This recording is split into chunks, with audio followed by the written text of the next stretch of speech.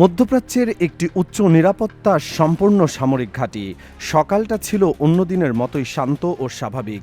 রানওয়ের পাশে সারি সারি আধুনিক যুদ্ধবিমান প্রস্তুত অবস্থায় দাঁড়িয়েছিল।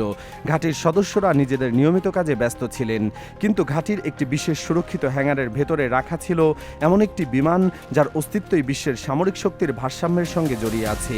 এটি ছিল মার্কিন যুক্তরাষ্ট্রের অন্যতম কৌশলগত স্টেলথ বোমারু বিমান B-2 স্পিরিট। বহু বিলিয়ন ডলার মূল্যের এই বিমানটি শুধু একটি যুদ্ধবিমান নয়, বরং আমেরিকার কৌশলগত প্রতিরক্ষা ব্যবস্থার গুরুত্বপূর্ণ অংশ। দূর থেকে দেখলে সবকিছু স্বাভাবিক মনে হলেও কয়েক মুহূর্তের মধ্যেই পরিস্থিতি সম্পূর্ণ বদলে যেতে চেয়েছিল। হঠাৎ করে ঘাটির নীরবতা ভেঙে যায়। কন্ট্রোল সেন্টার থেকে জরুরি বার্তা পৌঁছে যায় দায়িত্বপ্রাপ্ত ফ্লাইট ক্রুদের কাছে। বার্তাটি ছিল সংক্ষিপ্ত কিন্তু অত্যন্ত উদ্বেগজনক। অবিলম্বে বিমানটিকে উড়ানোর জন্য প্রস্তুত করুন, সময় খুব সীমিত। বার্তাটি শোনার পর সঙ্গে সঙ্গে পরিস্থিতির গুরুত্ব বুঝতে পারেন সবাই, কারণ এমন একটি স্টেলথ বোমারু বিমানকে আকাশে তুলতে সাধারণত বহু ধাপের নিরাপত্তা যাচাই সিস্টেম পরীক্ষা এবং সমন্বয়ের প্রয়োজন হয়। প্রতিটি পরীক্ষা অত্যন্ত কার্যকরভাবে সম্পূর্ণভাবে তৈরি করা হয়, যেন কোনো ঝুঁকি না থাকে। কিন্তু এবার সময় ছিল অত্যন্ত কম। ঘাটির বিভিন্ন স্থানে সতর্কতা সংকেত বেজে উঠছে। কর্মীরা দ্রুত নিজেদের নির্ধারিত অবস্থানে ছুটে যান। কয়েক সেকেন্ডের মধ্যে পুরো ঘাটিটি জরুরি পরিস্থিতির মোড়ে চলে যায়। ঠিক কি হয়েছিল বা কি ঘটেছিল, কেন এত তাড়াহুড়ো করে বিমানটি প্রস্তুত করার নির্দেশ দেওয়া হচ্ছিল, আর সেই মুহূর্তে ঘাটির বাইরে কী ধরনের হুমকি তৈরি হচ্ছিল, আর সেই হুমকিটা আসছিল ইরানের কাছ থেকে। B-2 স্পিরিট হলো বিশ্বের একমাত্র অপারেশনাল স্টেলথ স্ট্র্যাটেজিক বম্বার। প্রতিটি বিমানের উৎপাদন খরচ প্রায় $2 বিলিয়ন, বাংলাদেশ টাকায় প্রায় 24,000 কোটি টাকারও বেশি। আমেরিকার হাতে এই মুহূর্তে মোট 20টি B-2 রয়েছে। এর মানে হলো প্রতিটি B-2 আমেরিকার আকাশভিত্তিক পারমাণবিক সক্ষমতার 5% বহন করে। একটি হারানো মানে শুধু $2 বিলিয়ন আর্থিক ক্ষতি নয়, এটা আমেরিকার নিউক্লিয়ার ট্রায়াডের একটি স্তম্ভকে দুর্বল করা। B-2 স্পিরিটের সবচেয়ে বড় শক্তি হলো এর স্টেলথ প্রযুক্তি, যার কারণে এটি শত্রুপক্ষের রাডারে শনাক্ত করা অত্যন্ত কঠিন। 4 ডিসেম্বর 2011 ইরানের সশস্ত্র বাহিনী ঘোষণা করে যে তারা একটি মার্কিন RQ-117 সেন্টিনেল গুপ্তচর ড্রোন নিজেদের ভূখণ্ডে অবতরণ করাতে সক্ষম হয়েছে, এবং সেটিও প্রায় অক্ষত অবস্থায়। এটি কোনো সাধারণ ড্রোন ছিল না। RQ-117 সেন্টিনেল ছিল মার্কিন গোয়েন্দা সংস্থা CIA এর অন্যতম আধুনিক স্টেলথ নজরদারি ড্রোন। ইরানের দাবি ছিল তারা GPS, স্পোফিং এবং ইলেকট্রনিক ওয়ারফেয়ার প্রযুক্তি ব্যবহার করে ড্রোনটির নেভিগেশন ব্যবস্থা বিভ্রান্ত করে সেটিকে নিজেদের ভূখণ্ডে নামাতে বাধ্য করেছিল।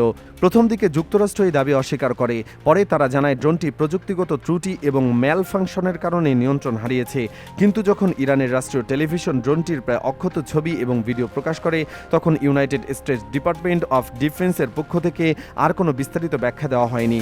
RQ-117 ড্রোনে ব্যবহৃত স্টেলথ প্রযুক্তির বেশ কিছু উৎপাদনের সঙ্গে B-2 স্পিরিট বোমারু বিমানের প্রযুক্তিগত মিল রয়েছে। এদের মধ্যে রয়েছে রাডার শোষণকারী অবতরণ, ফ্লাইট উইং নকশা এবং উন্নত সেন্সর সিস্টেম। যখন RQ-117 সেন্টিনেল ইরানের হাতে অক্ষত অবস্থায় আসে, তখন অনেক সামরিক বিশ্লেষকরা মনে করেছেন যে ইরান এই ড্রোন গঠন, উপকরণ এবং প্রযুক্তিগত বৈশিষ্ট্য বিশ্লেষণ করার সুযোগ পেয়েছে। এর মাধ্যমে তারা আমেরিকার স্টেলথ প্রযুক্তির কার্যপদ্ধতি সম্পর্কে সম্পূর্ণ গুরুত্বপূর্ণ তথ্য সংগ্রহ করতে সক্ষম হতে পারে, আর এখান থেকে পরিস্থিতি বদলাতে শুরু করে। 2011 সালের পর থেকে ইরান তাদের ইলেকট্রনিক ওয়ারফেয়ার এবং এয়ার ডিফেন্স সক্ষমতার ব্যাপক নিয়োগ করেছে। এটা শুধু তাদের দাবি নয়, আন্তর্জাতিক সামরিক বিশ্লেষকরাও এটা স্বীকার করেছে।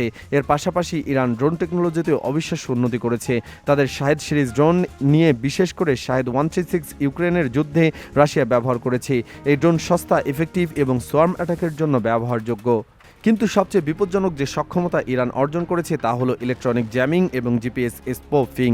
2011 সালে RQ-117 ড্রোন ধরার পর থেকে ইরানের এই প্রযুক্তিতে ক্রমাগত কাজ করে গেছে। তারা একাধিক পারস্য উপসাগরের বাণিজ্যিক জাহাজে GPS সিস্টেম বিভ্রাট করার ঘটনা জড়িত বলে অভিযোগ করেছে। এখন প্রশ্ন হলো, এই সক্ষমতাকে B-2 স্পিরিটের মতো অ্যাডভান্সড এয়ারক্রাফটের বিরুদ্ধে কাজ করতে পারবে? 1999 সালে সার্বিয়ার একটি F-117 নাইট হক স্টেলথ ফাইটার, যেটা B-2 এর আগের প্রজন্মের স্টেলথ এয়ারক্রাফট ছিল, গুলি করে ভূপাতিত করা হয়েছিল। সার্বিয়ার এয়ার ডিফেন্স কমান্ডার জলাতন ডানে পুরনো সোভিয়েত S-125 মিসাইল ব্যবহার করে এটাকে করেছিল। তিনি মডিফাইড রাডার টেকনিক ব্যবহার করেছিল। এই ঘটনা প্রমাণ করে যে স্টেলথ মানে অজয় নয়, আর ইরান এই শিক্ষা খুব ভালোভাবে নিয়েছে। সাম্প্রতিক বছরগুলোতে আমেরিকার মধ্যপ্রাচ্যে B2 স্পিরিট মোতায়েনের সংখ্যা বাড়িয়েছে। 2023 সালে আমেরিকা প্রকাশ্যে স্বীকার করেছিল যে তারা ডায়াগো গার্সিয়াতে B2 মোতায়েন করেছে, কিন্তু মধ্যপ্রাচ্যে B2 মোতায়েন করা মানে হলো এটা ইরানের ইলেকট্রনিক ওয়ারফেয়ার এবং ইন্টেলিজেন্স সার্ভেইলেন্স রেঞ্জের মধ্যে নিয়ে আসা। তাহলে মধ্যপ্রাচ্যের এত কাছে মোতায়েন করার কারণ কি? এই মুহূর্তে বিশ্বের সামরিক বিশ্লেষকদের সবচেয়ে বড় উদ্বেগ হলো ড্রোন সোয়ার্ম অ্যাটাক। এটা এমন একটি কৌশল যেখানে শত শত সস্তা ড্রোন একসাথে একটি লক্ষ্যবস্তুতে হামলা চালায়। প্রচলিত এয়ার ডিফেন্স সিস্টেমের মানে প্যাট্রিয়ট মিসাইল, প্রতিটি মিসাইলের দাম $3 থেকে $4 মিলিয়ন। অন্যদিকে শাহেদ 136 ড্রোনের দাম মাত্র $20 থেকে $50,000। এর মানে হলো একটি প্যাট্রিয়ট মিসাইল দিয়ে একটি সস্তা ড্রোন মারতে গেলে কস্ট রেশিও হয়ে দাঁড়ায় 101 ডিফেন্ডের বিপক্ষে। আর যদি 100টি ড্রোন একসাথে আসে তাহলে এয়ার ডিফেন্স সিস্টেমের স্যাচুরেটেড হয়ে যায়। সব ড্রোন মারা সম্ভব নয়। ইউক্রেন যুদ্ধে এটা বারবার প্রমাণিত হয়েছে। এখন চিন্তা করুন, একটি এয়ারবেস যেখানে B2 স্পিরিট রাখা হয়েছে, সেখানে যদি ইরান 100 থেকে 200 ড্রোনের সোয়ার্ম অ্যাটাক করে তাহলে কি হবে? B2 স্পিরিটের স্টেলথ ক্যাপাবিলিটি শুধু আকাশে কাজ করে, মাটিতে থাকলে এটা কোনো সাধারণ বিমানের মতোই ঝুঁকিপূর্ণ। B2 স্পিরিট ফ্লিটের বর্তমান অপারেশনাল স্ট্রাকচার সম্পর্কে পেন্টাগন অত্যন্ত কম তথ্য প্রকাশ করে। আমরা জানি 2008 সালে B2 স্পিরিট গুয়ামের অ্যান্ডারসন এয়ারফোর্স বেস থেকে টেক অফের সময় বিধ্বস্ত হয়েছিল। সেটি ছিল মেজরের কারণে।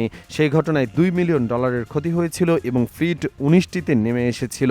2021 সালে হোয়াইটম্যান এয়ারবেসের আরও একটি B2 ইমার্জেন্সি ল্যান্ডিংয়ের সময় ক্ষতিগ্রস্ত হয়।